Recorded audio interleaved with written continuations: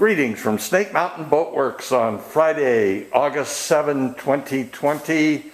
Here's an update on the 1959 16.5 foot Lyman runabout. We've continued to apply topside paint. The varnishing has to wait until we have more parts and pieces assembled, and it's in that connection that we are doing this update today. I want to share with you what Joe's been doing to save delaminated windshield and other parts in this boat. So I'm going to walk right over here, try not to trip over the trailer, and hand it off to Joe. Yeah, so these windshields, the centers, the heart of them were all solid mahogany, but I had marine grade plywood laminated on both sides. One side was the outside on the starboard side, and the port side was the inside of the windshield. So basically, it started off as the corners right here were completely peeled up and split along the side of the seam. So I had then taken a scraper and I just continued cutting through it, just scraping the line out on both sides, get all the way around, and then eventually just scrape the whole piece of lamination off. So once that was done, I took and sanded it all down with 80 grit, tried to make it as smooth as what I could without making it any thinner than what it was. And then I had taken out a new sheet of marine grade plywood, which was the same grain pattern as what was there.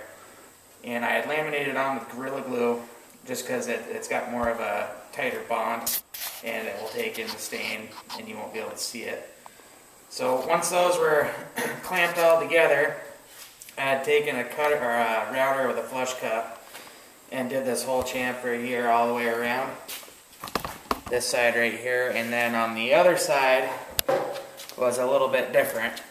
I had to take it from this side and continue off the same line here.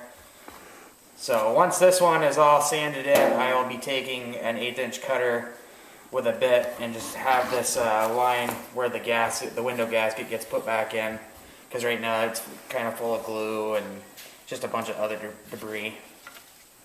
But these will be ready to go to get stained by the end of today. And I think you had some other parts that you faced a similar challenge with. Same thing on this is these are the top sides of the seats on the helm station. And the lamination line was the same thing on this. It was horrifying. So I peeled all that up, and I found out that there was so much rot in the core that I actually had to replace the core. So I used solid mahogany with ribbon cut, which will match all the decking in that boat, and laminated it down the same way. And then I took a router bit just around this edge to match what it was before. You had to do both of them, as I remember. Both of them, that is correct. And the other ones are here. Same thing. Yep. That one you're still in process on. Yeah, I'm still in. These are almost done. Yeah. I got a little bit more to do on them. So we've got lots of stuff stripped, and we're making some real progress towards the moment when we can stain and seal and begin varnishing all these components. Joe and Anthony came up with an interesting methodology, because there's nothing worse in the world, at least for me, maybe you love doing it, than stripping all these little parts with stripper. And so what they've been doing is taking a straight line sander or even a belt sander. Here's a great example. And sanding it smooth, and actually sanding the finish off. This one, I think this was paint remover, wasn't it? No, that was still varnished. That was still varnished. And what you get is, with our good Festool sanders and vacuums, you get no mess in the shop. You don't have all the waste and actually the danger of using an industrial stripper to take the finish off this. And it takes it right down to be smooth enough to be almost ready for staining and sealing. So, with that, we bid you adieu on this Friday in August, and we'll be back soon with the 1959 16.5 foot Lyman runabout. Thank you so much. Bye-bye for now from Snake Mountain Boatworks. So I don't know about you, but Paint Stripper and I just are not friends. Even with the killer industrial paint remover that we are using now, that's only available to professional shops. It just makes a big mess. This stuff burns like crazy if you don't have heavy rubber gloves on. The VOCs are brutal. But other than that, it really takes a finish off.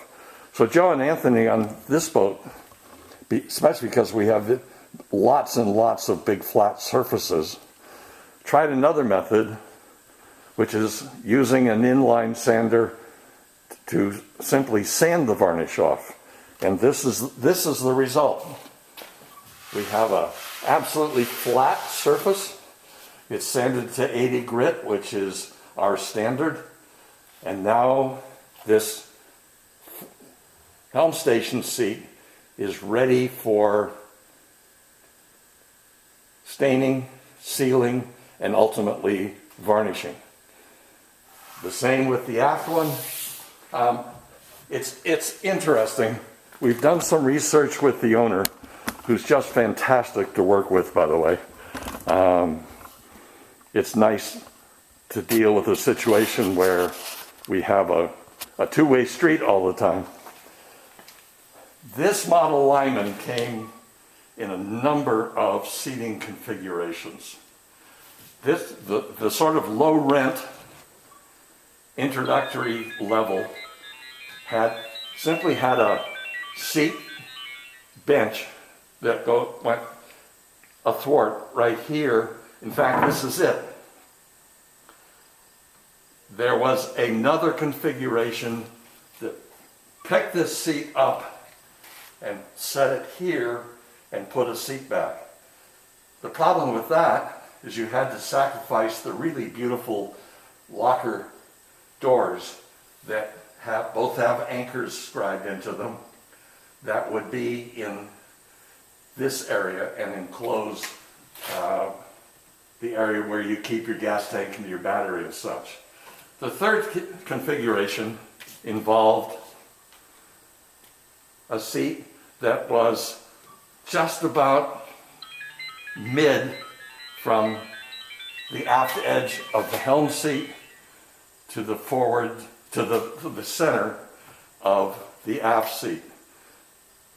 This is the position we have chosen, and now we will put a vertical brace under the center of these seats. This boat didn't have those, and granted, I weigh a little bit more than the average guy, but when I sat there, that thing bowed like crazy. Just didn't make me feel good. So we'll put a brace under here and under there, and then we will install a seat back that is affixed to the bench using two standard Lyman scalloped hinges on each side. We will install backing blocks here, and let me get over there so we can see the backing blocks. There'll be backing blocks installed at the gunnel, and then a hook and an eye will secure the seat back. What's neat about that is that if we just had this all fixed in place and you had an emergency or an issue with your engine, you got to climb over this thing that's going to end up being about this tall. Now you can quickly release two hooks flop it down flat, and now you have full access to everything at the aft end of the boat. So, with that, we will end this update on our 1959 16.5 foot Lyman runabout. Thank you so much. Bye-bye for now from Snake Mountain Boatworks.